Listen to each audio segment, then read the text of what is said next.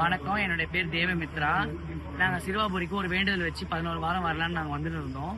நாங்கள் 3வது வாரம் வந்துட்டு இப்போ 4வது வாரம் நாங்கள் வரும்போது நாங்கள் பொது வழியில் எதுலையும் வரமாட்டோம். நாங்கள் விஐபி வர இடத்துல தான் வருவோம். அதுவும் இந்த வாரம் வந்து தைப்பூசம் அப்படின்றதுனால எல்லாரும் பொது வழியில் போகிற வழியில் நாங்களும் வந்தோம்.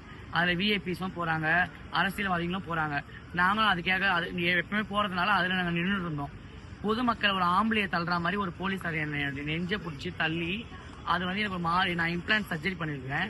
அது வந்து எனக்கு வலிக்கவோ நான் என்ன பண்ணேன், இவ எனக்கு கேட்டா என்ன சிட்டின்னு நெஞ்சு வலிக்குது அப்படின்னு இவன் என்ன பண்ணா, ஏன் சார் நீங்க அது மாதிரி தள்ளுறீங்க அப்படின்னு இவளை கேட்கவோ அவங்க என்ன சொன்னாங்கன்னா, அவங்க வந்து எடுத்ததுக்கு எதுவுமே பேசவே கிடையாது.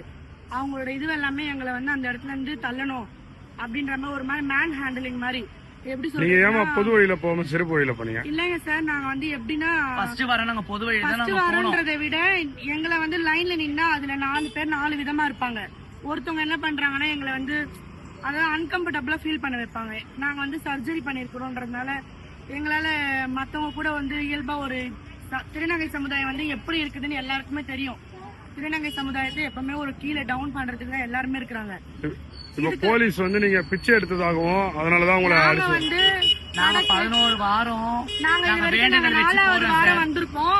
இது வரைக்கும் ஒரு நாள் கூட நாங்க கையை தட்டி ஒருத்தர்கிட்ட 10 ரூபாய் கேட்க எங்களுக்கு அவசியம் கிடையாது. நாங்க ஒரு வேலையை செஞ்சுட்டு இருக்கோம். நாங்க வீட்டோட நாங்க ஒரு பிசினஸ் பண்றோம்.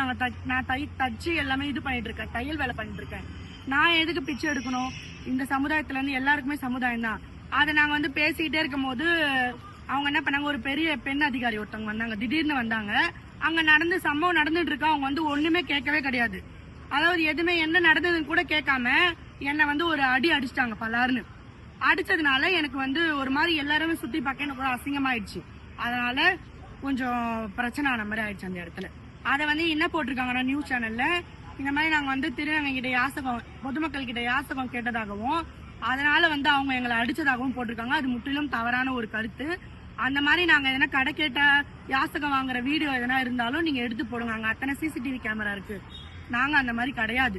நாங்க வந்து சாமி பார்க்க தான் வந்தோம். லைன் நின்னா எங்களை தேவையில்லாம அங்க நோன்றாங்க இங்க நோன்றாங்க அந்த மாதிரி இடிக்கிறாங்கன்ற பிரச்சனைனாலதான் நாங்க வந்து எப்பவுமே இந்த 3 வாரமுமே நாங்க அந்த வழியில தான் வந்தோம். சரி நம்ம இந்த வாட்டி கேட்டு போலான்னு நாங்க பேச கூட விடல எங்களை.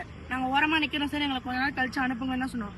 அனுப்ப முடியாதுன்னு சொல்லி இந்த மார்பகம் மேல இப்படி கைய வச்சு இப்படி தள்ளுறாங்க.